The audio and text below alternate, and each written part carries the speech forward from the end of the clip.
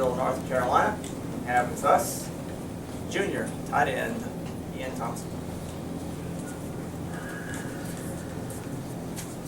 We'll start with any questions you might have.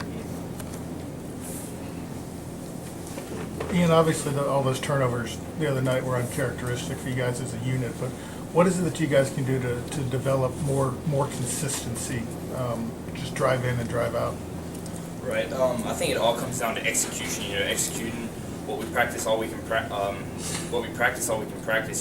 Carrying that over to the game and just taking it one play at a time. Not worrying about all our surroundings. I think we got kind of caught up in the last game of what's the score. We got to catch up, playing catch up kind of, trying to make too many big plays, trying to press. We just got to take one play at a time and just execute and do our job on every single play, but take it one play at a time over the course of the game. I think that'll pay off for us, and we'll, obviously move the ball a lot better and be a lot more consistent that way.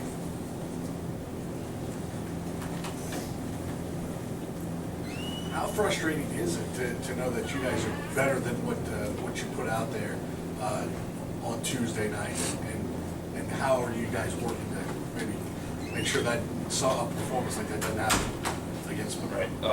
Well, it is really frustrating just this week and going back to last week. We really thought we should have won both of those games. We thought we were a better team than both of those teams, and but it also is motivation to go out next week against Monroe and show people that that's not us.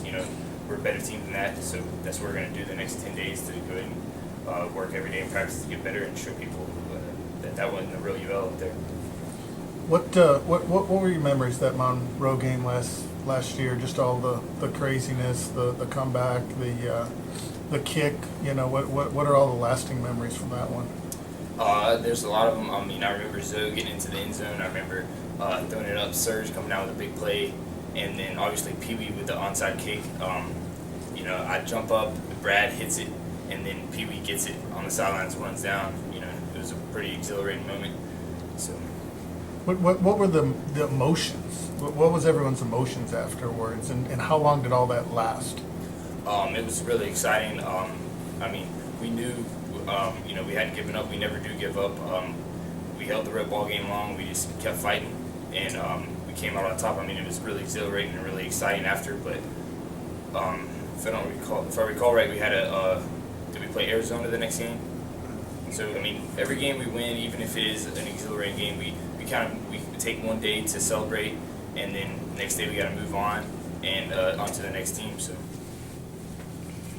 Ian, I know you guys the last couple of weeks have worked really hard to try to get the tight ends more involved in the offense for Terrence and give him some more options underneath, especially with Peoples is out. But there were some things that worked for you guys at tight end, and it looked like later in the game they kind of didn't make too many throws to the tight end, obviously trying to throw the ball deeper down the field. But are there some things that you guys feel you can still do, with the tight ends, obviously?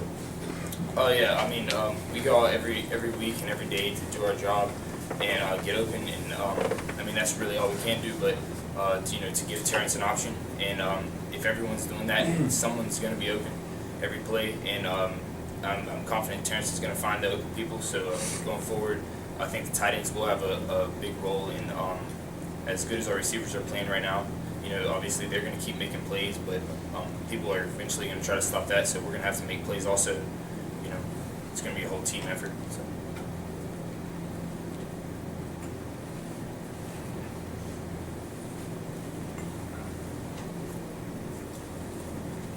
They're all obviously must win, and the next one is the most important. But how much are the stakes raised in Monroe and the Western Kentucky game just because of the hole that you guys have put yourselves in right now?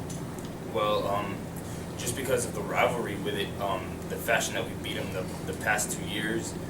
We know they're going to be hungry for a win. We know they're sitting at the top of the conference right now, and we know they're a good team. So we know we're going to have to bring our A game for Monroe.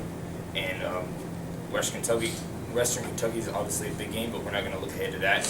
We got to take it one game at a time, and that's the only way we're going to dig ourselves out of this is one game at a time, one day at a time, and better each day, and get ready for Monroe.